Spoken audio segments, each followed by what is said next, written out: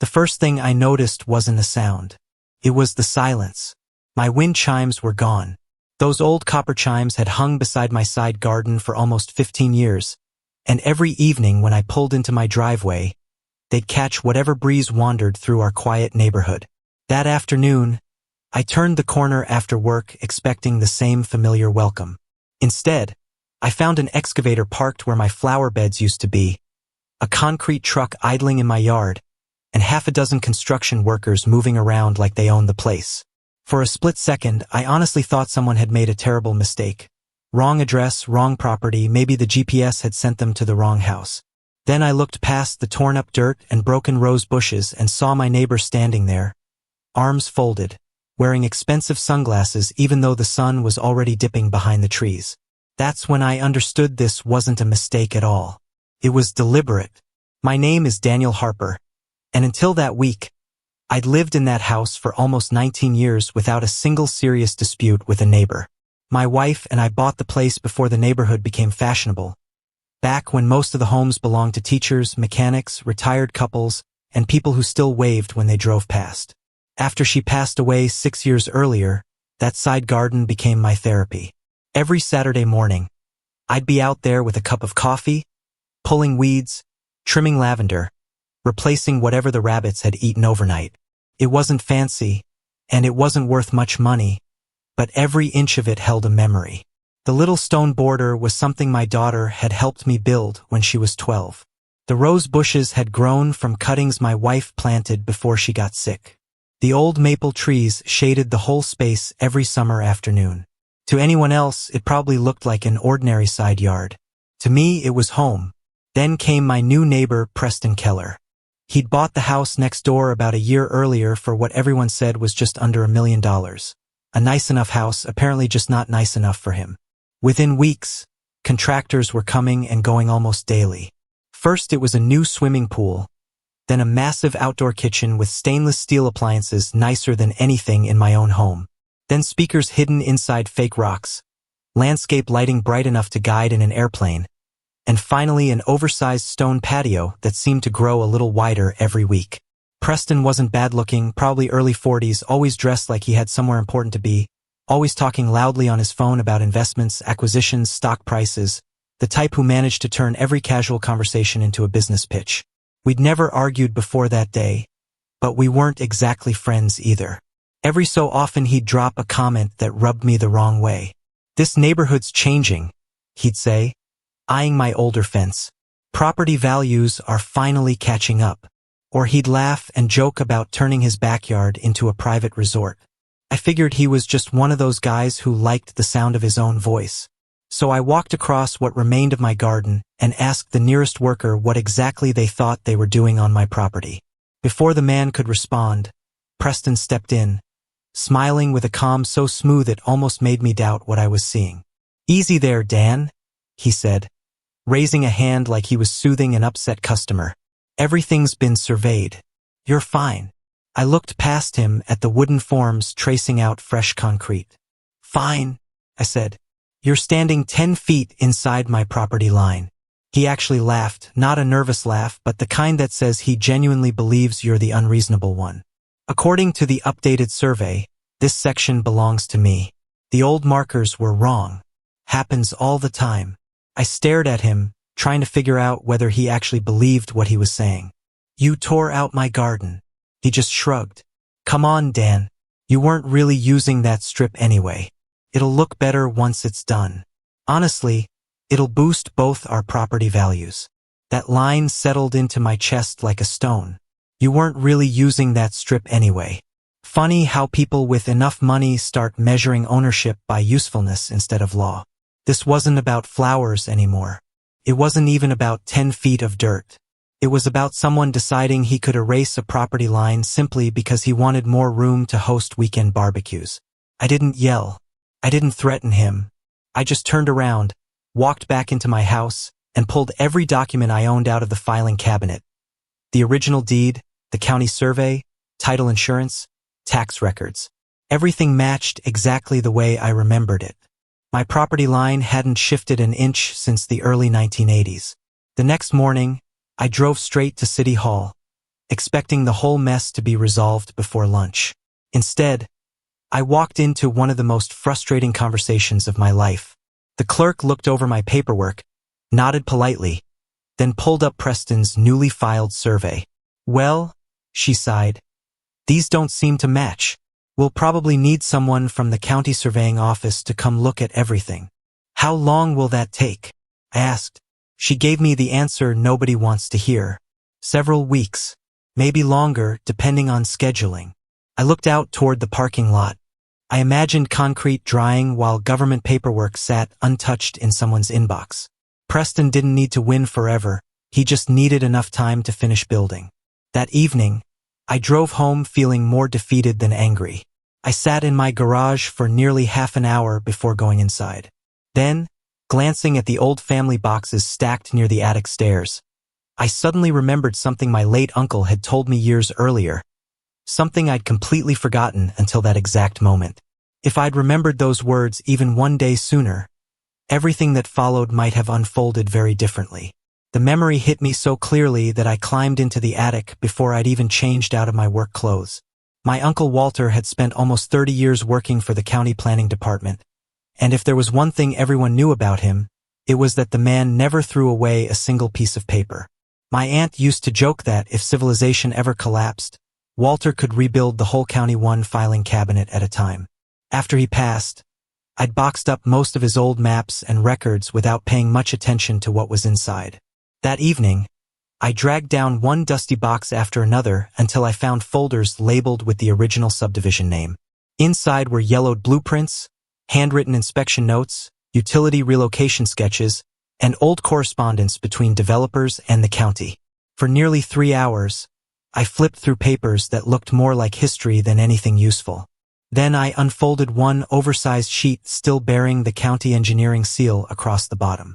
It was the original utility easement map for our entire neighborhood. My heartbeat picked up before I'd even finished reading the title. I carried the map downstairs, spread it across my dining room table, and laid my own property survey beside it. The measurements lined up almost perfectly. Then I traced the heavy blue line marking the main sewer corridor, and it ran directly beneath the exact strip of land Preston had claimed. I checked it again, because I couldn't believe something this important had been sitting in my attic for years. I measured everything once more using the survey dimensions. There was no mistake. The patio wasn't just crossing onto my property. Its center section sat directly above a protected municipal sewer line, while the far edge extended over the water service corridor that public works crews were legally entitled to access whenever repairs were needed. It suddenly stopped being a disagreement between neighbors.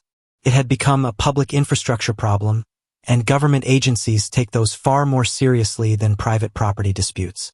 I didn't celebrate. I didn't even smile. I just got to work. Early the next morning, I borrowed a laser measuring tool from a retired contractor down the street named Frank, who'd been watching the construction from his porch all week. "You finally found something?" he asked, grinning like he'd been waiting for this conversation. I just nodded. "I think I found the right thing." Frank spent the next 2 hours helping me verify every measurement against the original steel survey pin still buried near the back corner of my lot. We photographed every angle of the construction, every destroyed flower bed, every concrete form crossing the property line. I recorded video of workers pouring concrete while the utility map sat beside the measurements. Frank even reminded me to capture the date stamps on my camera display, because, as he liked to say, good evidence tells its own story before anyone opens their mouth. By lunchtime, I'd organized everything into digital folders, property records, utility easement documents, photographs, videos, measurement logs. Then I started making calls. First the county utilities office, then zoning enforcement, then public works, and finally the building inspection department. I didn't exaggerate anything. I didn't accuse anyone of fraud. I simply explained that permanent structures appeared to have been built directly over protected municipal infrastructure, and that I had original engineering records supporting the concern. The woman at Public Works cut in halfway through. "You have the original easement plans?" she asked. "Stamped by the county engineering office?" "Yes." There was a brief pause before she replied, "Email those to me immediately." Less than 2 hours later, I got confirmation that inspectors would be on site first thing Monday morning. I slept better that weekend than I had all week, though I knew the real fight hadn't even started yet. Saturday afternoon, Preston wandered over while his contractors kept laying decorative stone. He leaned against my mailbox with the same confident smile I'd grown to dislike. "Heard you went downtown," he said. "Hope you didn't waste too much time." I looked at him for a second before answering. "We'll see," he chuckled. "People get emotional about property lines. Happens all the time." "Maybe," I said. "People also get emotional about sewer lines." His smile flickered off for just a fraction of a second before sliding back into place. "I have no idea what you're talking about." He'd probably find out Monday. He laughed louder than necessary, shook his head, and walked back across the yard. But something about the way he glanced over his shoulder told me he'd heard enough to make him uneasy. Monday arrived with gray skies and a steady drizzle. Around 8:30, 3 county vehicles pulled into the neighborhood, followed by a public works truck loaded with survey equipment. Every curtain on the street seemed to twitch. Neighbors who normally left for work were somehow standing on their porches holding coffee cups. Preston stepped outside looking annoyed more than worried, greeting the inspectors with the confidence of a man expecting a routine visit. That confidence lasted maybe 15 minutes. One engineer unfolded the same utility map I'd emailed over the weekend. Another located the permanent survey markers buried beneath the grass. They stretched measuring tapes across the backyard, sprayed bright orange paint over sections of the new patio, and began comparing field measurements against county engineering records. One inspector asked Preston for his construction permit package. Another requested the survey his contractor had used. Nobody raised their voice. Nobody argued. Government inspections are often quieter than people expect, and somehow that makes them even more unsettling. I stood on my own porch saying nothing. There was nothing left to argue about. The measurements spoke for themselves. Around mid-morning, one of the inspectors pulled Preston aside. I couldn't hear every word, but I caught enough. Protected access corridor, unauthorized permanent structure, immediate violation, stop work order. Preston's expression changed so fast it almost didn't look real. The confidence drained out of him, replaced by genuine confusion. He pointed toward my house, then toward the patio, then back down at his own paperwork. The lead inspector just shook his head and handed him a stack of documents. Within another half hour, bright red notices were taped across the unfinished sections of the project. Construction stopped immediately. Workers began loading equipment onto trailers without much conversation. One of them quietly apologized as he passed my driveway. "We just build what we're told to build," he said. "I know," I answered. "This isn't on you." I genuinely believed most of those guys were just trying to earn a paycheck. The problem was never the workers. It was the decisions made long before they showed up. By early afternoon, the inspection had expanded well beyond the patio. Engineers found that parts of the outdoor kitchen had also encroached on the protected easement. The gas lines feeding the built-in grill violated required clearance rules. Sections of the pool deck cut emergency access below county standards. Every discovery seemed to uncover another one hiding underneath it. Preston's contractor started making frantic calls, and his attorney showed up just before lunch carrying a thick leather briefcase. The lawyer spoke privately with the inspectors for nearly 40 minutes, then packed up his papers and left without saying a word to his client that I could hear. That silence said more than any courtroom speech could have. That evening, Frank wandered over with 2 cups of coffee. We stood by the fence, watching an unfinished luxury backyard sit completely abandoned. "You know," he said with a small grin, "some people think money fixes everything." I looked across the empty construction site, at the spot where my wife's roses used to grow, and answered quietly, "Money fixes a lot of things. It doesn't move laws that have been buried underground for 50 years. The next morning, I found out the county wasn't finished. In fact, they'd only uncovered the beginning of what would become the most expensive mistake Preston Keller had ever made. The second inspection was the one that truly changed everything. By then, Preston had brought in a different engineering firm, a land use attorney, and even the survey company that had originally convinced him the extra 10 feet belonged to him. For nearly 2 weeks, they argued over measurements, old plats, and legal interpretations. But there was one thing no one could argue with. The sewer main and water access corridor had been recorded decades before either of us owned our homes. Those easements weren't suggestions. They were permanent.